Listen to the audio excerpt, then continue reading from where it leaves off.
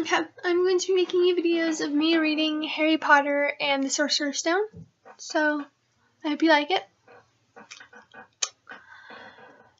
Harry Potter and the Sorcerer's Stone, Chapter 1, The Boy Who Lived. Mr. and Mrs. Dursley of number 4, Privet Drive, were proud to say that they were perfectly normal, thank you very much. They were the last people you'd expect to be involved in anything strange or mysterious, because they just didn't hold with such nonsense. Mr. Dursley was the director of a firm called Grunnings, which made drills. He was a big, beefy man with hardly any neck, although he did have a very large mustache. Mrs. Dursley was thin and blonde and had nearly twice the usual amount of neck, which came in very useful as she spent so much of her time craning over garden fences spying on the neighbors. The Dursleys had a small son called Dudley, and in their opinion there was no finer boy anywhere. The Dursleys had everything they wanted, but they also had a secret, and their greatest fear was that somebody would discover it. They didn't think they could bear it if anyone found out about the Potters. Mrs. Potter was Mrs. Dursley's sister, but they hadn't met for several years. In fact, Mrs. Dursley pretended she didn't have a sister, because her sister and her good-for-nothing husband were as un-Dursley-ish as it was possible to be. The Dursleys shuddered to think what the neighbors would say if the Potters arrived in the street. The Dursleys knew that the Potters had a small son, too, but they had never even seen them. This boy was another good reason for keeping the Potters away. They didn't want Dudley mixing with a child like that. When Mr. and Mrs. Dursley woke up on the dull gray Tuesday our story starts, there was nothing about the cloudy sky outside to suggest that strange and mysterious things would soon be happening all over the country. Mr. Dursley hummed as he picked out his most boring tie for work, and Mrs. Dursley gossiped away happily as she wrestled a screaming Dudley into his high chair. None of them noticed a large tawny owl flutter past the window. At 8:30, Mr. Dursley picked up his briefcase, pecked Mrs. Dursley on the cheek, and tried to kiss Dudley goodbye, but missed, because Dudley was now having a tantrum and throwing his cereal at the walls. "Little tyke," chortled Mr. Dursley as he left the house. He got into his car and backed out of number 4's drive. It was on the corner of the street that he noticed the first sign of something peculiar, a cat reading a map. For a second, Mr. Dursley didn't realize what he had seen, then he jerked his head around to look again. There was a tabby cat standing on the corner of Privet Drive, but there wasn't a map in sight. What could he have been thinking of? It must have been a trick of the light. Mr. Dursley blinked and stared at the cat. It stared back. As Mr. Dursley drove around the corner and up the road, he watched the cat in his mirror. It was now reading the sign that said Privet Drive. No, looking at the sign. Cats couldn't read maps or signs. Mr. Dursley gave himself a little shake and put the cat out of his mind. As he drove toward town, he thought of nothing except a large order of drills he was hoping to get that morning.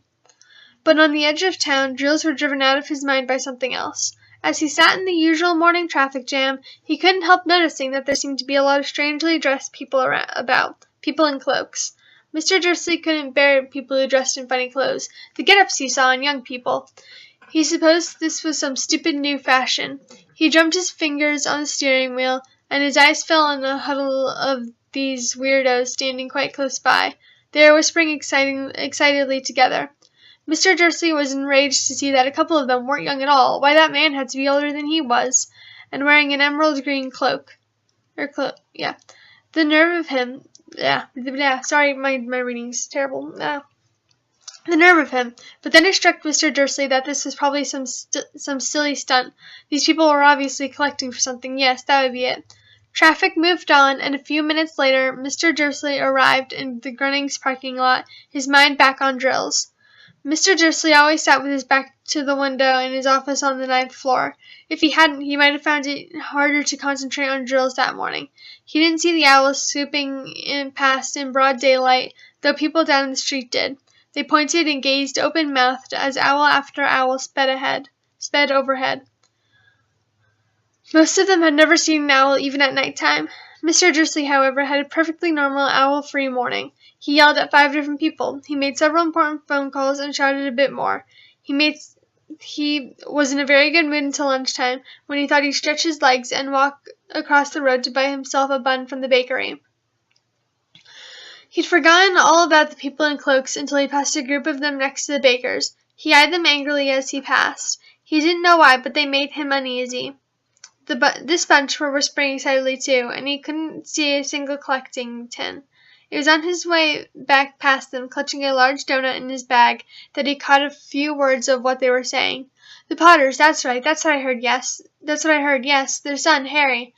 Mr. Dursley stopped dead. Fear flooded him. He looked back at the whisperers as if he wanted to say something to them, but thought better of it. He dashed back across the road, hurried up to his office, snapped at his secretary not to disturb him, seized the telephone, and had almost finished dialing his home number when he changed his mind. He put the receiver back down and stroked his mustache, thinking. No, he was being stupid. Potter wasn't such an unusual name. He was sure there were lots of people called Potter who had a son called Harry. Come to think of it, he wasn't even sure his nephew was called Harry. He'd never even seen the boy. It might have been Harvey or Harold. There was no point in worrying Mrs. Dursley. She always got so upset at any mention of her sister. He didn't blame her, if he'd had a sister like that. But all the same, those people in cloaks. He found it a lot harder to concentrate on drills that afternoon, and when he left the building at 5 o'clock, he was still so worried that he walked straight into someone just outside the door. Sorry, he grunted as the tiny old man stumbled and almost fell. It was a few seconds before Mr. Dursley realized that the man was wearing a violet cloak. He didn't seem at all upset at being almost knocked to the ground. On the contrary, his face split into a wide smile, and he said in a squeaky voice that made passer-by stare, Don't be sorry, my dear sir, for nothing could upset me today. Rejoice, for you know who has gone at last. Even muggles like yourself should be celebrating this happy, happy day. And then the old man hugged Mr. Dursley around the middle and walked off. Mr. Dursley stood rooted to the spot. He had been hugged by a complete stranger. He also thought he had been called a muggle or whatever that was. He was rattled. He hurried to his car and set off for home, hoping he was imagining things, which he had never hoped before, because he didn't approve of imagination. As he pulled into the driveway of number 4, the first thing he saw, and it didn't improve his mood, was the tabby cat he spotted that morning. It was now sitting on his garden wall. He was sure it was the same one. It had the same markings around its eyes. Shoo, said Mr. Dursley loudly. The cat didn't move. It just gave him a stern look. Was this normal cat behavior?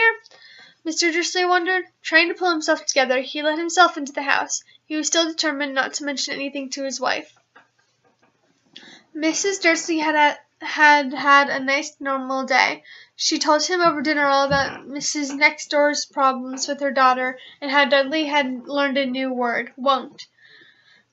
Mr. Dursley tried to act normally. When Dudley had been put to bed, he went into the living room in time to catch the last report on the evening news.